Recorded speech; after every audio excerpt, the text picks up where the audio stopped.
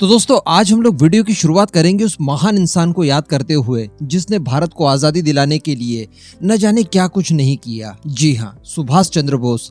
आज सुभाष चंद्र बोस जी का जन्मोत्सव है और इसी अवसर पर उनके लिए हर कोई बिना किसी लाग लपेट के कमेंट बॉक्स में जय हिंद जरूर लिखेगा। आज मैं देखना चाहता हूँ उनकी फैंस फॉलोइंग कितनी है।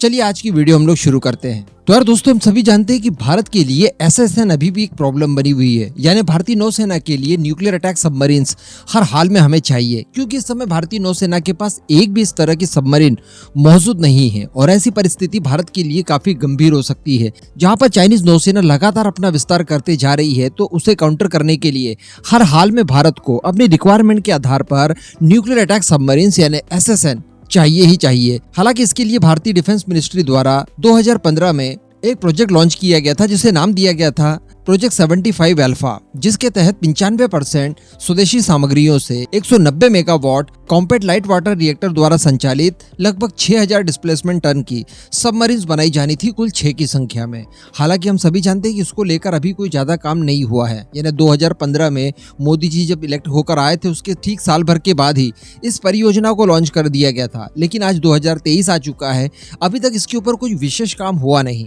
क्योंकि दोस्तों यहाँ पर सबसे बड़ी समस्या बनी हुई है इसके लिए कॉम्पैक्ट साइज का न्यूक्लियर रिएक्टर बनाना, जिसकी क्षमता मैंने अभी आपको बताई 190 मेगावाट होने वाली है और ये अपने आप में काफी ज्यादा ताकतवर न्यूक्लियर रिएक्टर हो जाता है। क्योंकि मैं आपको बता दूं, फ्रांस के पास जो बराकुडा क्लास की सबमरीन्स है उसमें भी 150 मेगावाट तक का ही रिएक्टर लगा हुआ है, तो ये अल्टीमेटली उससे भी ज्यादा ताकतवर होने वाली है। लेकिन दोस्तों अभी जो मैंने लाइन आपको बोली कि अभी तक इसको लेकर कोई ज्यादा काम नहीं हुआ है, इसके पीछे का कारण था कि हमें कुछ जगह प्रॉब्लम्स फेस करने के लिए मिल रही है, यानी इसके डेवलपमेंट को लेकर कुछ हद तक हमें दिक्कतें जा रही है। इसके निवारण के लिए भारत ने अमेरिका से डिस्कशन किया भी था। जब डोनाल्ड ट्रंप की गवर्नमेंट हुआ करती थी अमेरिका में, उस समय भारत और अमेरिका के रिलेशनशिप बहुत अच्छे थे। उस समय भारत की तरफ से प्रस्ताव दिया गया था अमेरिका को, लेकिन अमेरिका ने मना कर दिया था और मना करने से पहले उन्होंने काफी बुरी बात बोली थी। उन्होंने कहा था कि इस तरह की टेक्नोलॉजी हमने हमारे सबसे बड़े सहयोगी यानी यूके तक को नहीं दी, तो सोचिए हम आपको कैसे दे सकते हैं। हालांकि इसके बाद भारत की तरफ से भी ज्यादा कोई ऑफर्स वगैरह की बात नहीं की गई, लेकिन यहाँ पर हम लोगों ने हमेशा देखा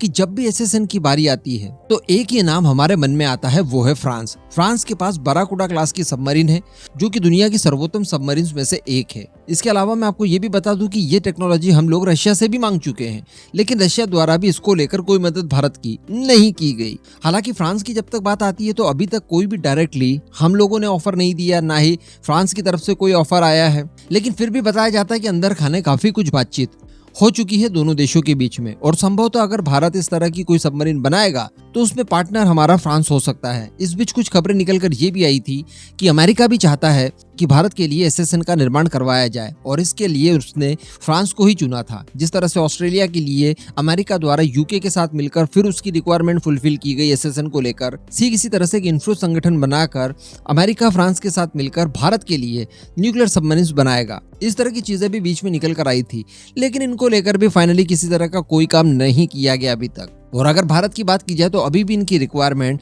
जैसी की तैसी है।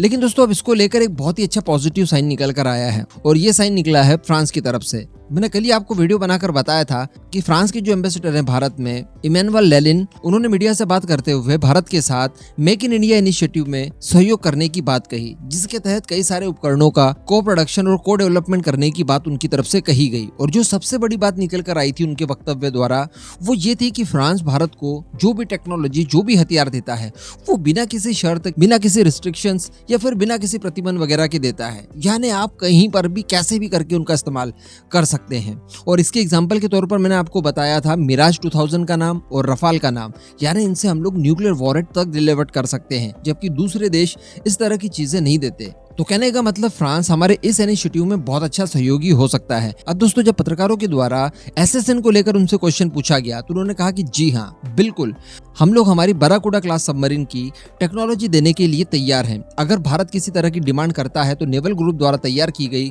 बराकुडा क्लास सबमरीन में इस्तेमाल की जाने वाली जितनी भी कन्वेंशनल टेक्नोलॉजी है वो हम लोग देने के लिए तैयार हैं। यानी अल्टीमेटली आप ये समझ लीजिए कि यहाँ पर न्यूक्लियर रिएक्टर को छोड़कर बाकी जितनी भी टेक्नोलॉजी इसके डिजाइन डेवलपमेंट के लिए अनिवार्य है, वो सारी कुछ देने के लिए फ्रांस तैयार है। अभी भी जिन लोगों को समझ में नहीं आया उनके लिए मैं बता दूं कि फ्रांस इस तरह की टेक्नोलॉजी भारत को देना चाहता है जिसके आधार पर आप पूरी की पूरी सबमरीन बना सकते हैं। बस वो परमाणु संचालित नहीं होगी, कन्वेंशनल डीजल इलेक्ट्रिक सबमरीन होगी।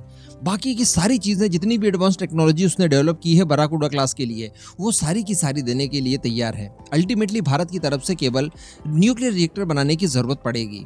अब यहाँ पर अच्छी बात दोस्तों ये है कि हम लोग भी हमारा जो SSBN का प्रोग्राम है उसके लिए एक भारी भरकम न्यूक्लियर रिएक्टर बनाने जा रहे हैं। वो न्यूक्लियर रिएक्टर होगा 190 मेगावाट का, और वो रिएक्टर जिस दिन बन गया उसके आधार पर हम लोग SSN भी बड़ी आसानी से बना पाएंगे। तो अब देखने वाली बात रहेगी कि क्या भारत की तरफ से फ्रांस के द्वारा दिए गए इस ऑफर को स्वीकार किया जाता है, या फिर न्यूक्लियर रिएक्टर के साथ साथ बाकी की सारी चीजें भी भारत स्वदेशी तौर पर डेवलप करता है। क्योंकि इसमें जो सबसे ज्यादा क्रिटिकल भाग है सबमरीन का, वो न्यूक्लियर रिएक्टर ही है, और फ्रांस को बताया जाता है कि इस तरह के कॉम्पैक्ट साइज के न्यूक्लियर रिएक्टर बनाने के मामले में एक्सपर्टीज हासिल है और दुनिया के सर्वोत्तम न्यूक्लियर रिएक्टर्स बनाता है वो। तो कहने का मतलब ये ऑफर भारत के लिए अच्छा तो है, लेकिन इतना ज्यादा अच्छा भी नहीं है, क्योंकि जो सबसे प्रमुख चीज है उसको देने के लिए अभी तक फ्रांस की तरफ से राजी नहीं हुआ है। इस पूरे मुद्दे पर अब आपका जो भी मानना हो नीचे कमेंट करके जरूर बताइएगा।